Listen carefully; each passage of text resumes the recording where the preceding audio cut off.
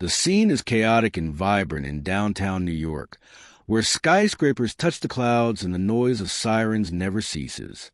There, amidst a hurried crowd of businessmen and tourists, stood three small, identical figures, Arif, Vihan, and Sai. They were three Indian boys, triplets of only 9 years old, whose faces bore the soot of the city and whose eyes held unwavering hope. Unlike the other children who were at school or playing in parks, these three brothers were on a busy street corner, improvising a small street stall, selling small bottles of water and hand-drawn designs on paper napkins. Their mission was noble and painful.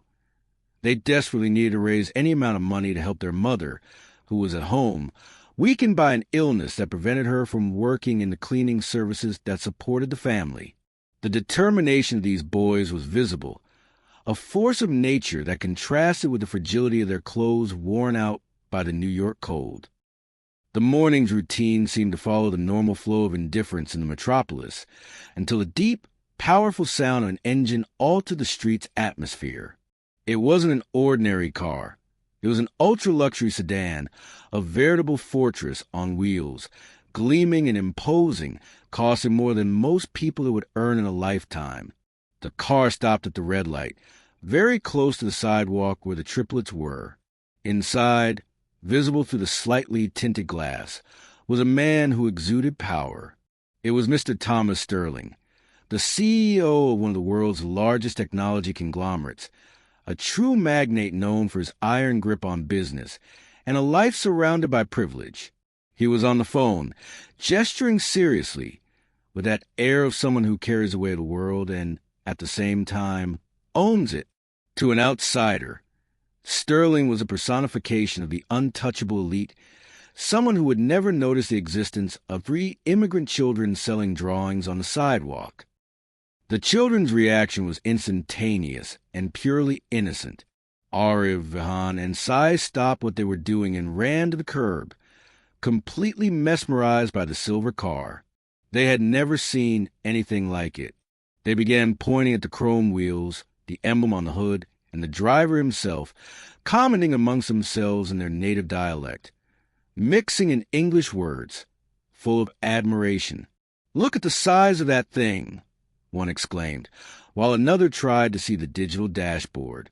The scene caught the attention of passers-by. People around began to stop, but not to admire the innocence of the scene. The atmosphere became heavy. Everyone who passed cast judgmental and cynical glances, whispering that those street kids would end up scratching the car or bothering the billionaire. The general expectation was grim.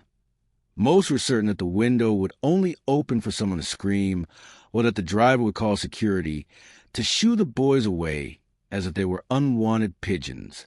The traffic light remained red, and the tension increased with each passing second. Mr. Sterling, still on the phone, turned his face and his eyes met the three pairs of curious, identical eyes fixed on him. He slowly hung up.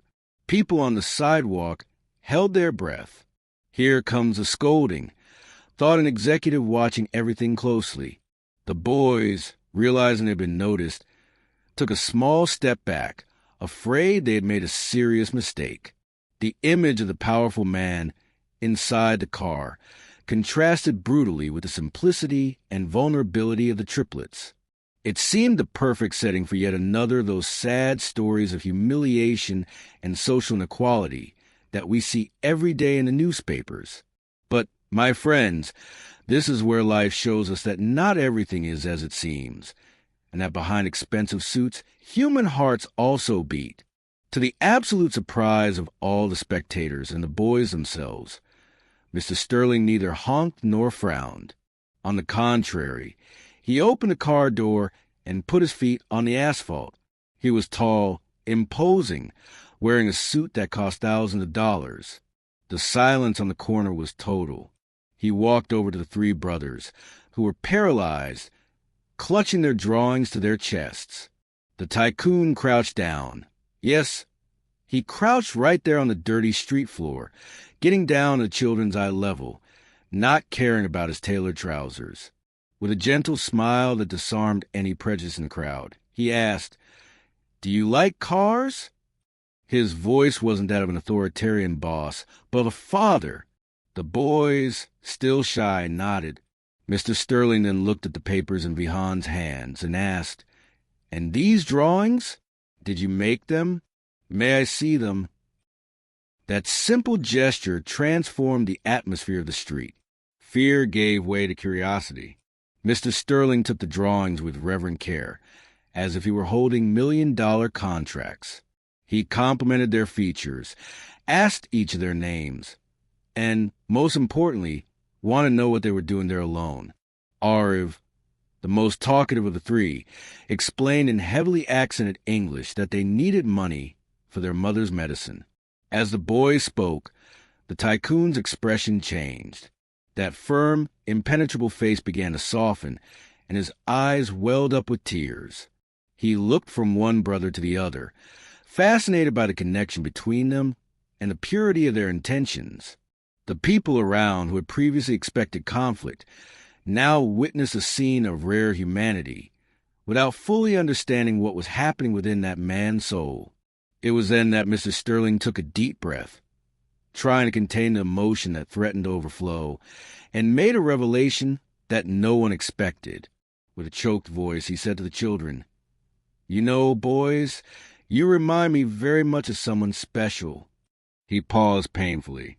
"I lost my only daughter 3 months ago. She was the same age as you and loved to draw, just like you. Since she left, the world has turned gray for me, even with all this money and these cars." The tycoon, there in the middle of New York, shed his CEO armor and revealed himself to be just a grieving father. He explained that seeing the unity, joy, and dedication of the three to their mother made him feel, for the first time in months, a spark of life and purpose. Those children, unknowingly, had touched a deep wound and, at the same time, brought a balm to the soul of that lonely man in his ivory tower. The crowd was now visibly moved. Some discreetly wiped away tears. The tycoon then stood up, wiped his face, and made an immediate decision. He wasn't just going to give a few coins. He went to his car, took out his briefcase, and pulled out a checkbook and a wad of cash he carried for emergencies. He handed the cash, an amount the boys had never seen, to sigh and said, "This is for your mother's medicine and to ensure she's well and doesn't have to worry about bills for a long time." But he didn't stop there. He wrote an exorbitant check and put it in Arv's shirt pocket. "And this is for your future. I want you to study, to keep drawing, and to never lose this bond." The boys were in shock, barely able to process what was happening. It was a true miracle. They hugged Mr. Sterling's legs in a spontaneous gesture of gratitude worth more than any bank transaction. The tycoon returned the hug, closing his eyes and absorbing that genuine affection that money can't buy. Before leaving, he took out a business card and handed it to the eldest, saying, "When your mother is better, ask her to call me. I'll make sure you have the best schools and all the support you need. You saved my day today, maybe even more than I helped you." He returned to his car, no longer as the untouchable, all-powerful figure, but as a man who had rediscovered his humanity through the eyes of 3 immigrant children. As the luxury car drove away, blending back into New York traffic, Arv, Vihan, and Cy ran home, shouting with joy, eager to tell their mother that everything would be all right. The story of that encounter spread, not just as a tale of luck or money, but as a powerful lesson about judgment and empathy. We never know the pain another person carries, whether the poor boy on the street or a millionaire in a luxury car. That day, 3 children gained a future, and a man who had everything but felt empty gained a new reason to smile. A happy and surprising ending that reminds us that sometimes help comes from where we least expect it and in the most beautiful way possible. If you enjoyed this story, don't forget to like and subscribe for more heartwarming stories like this one. Until next time,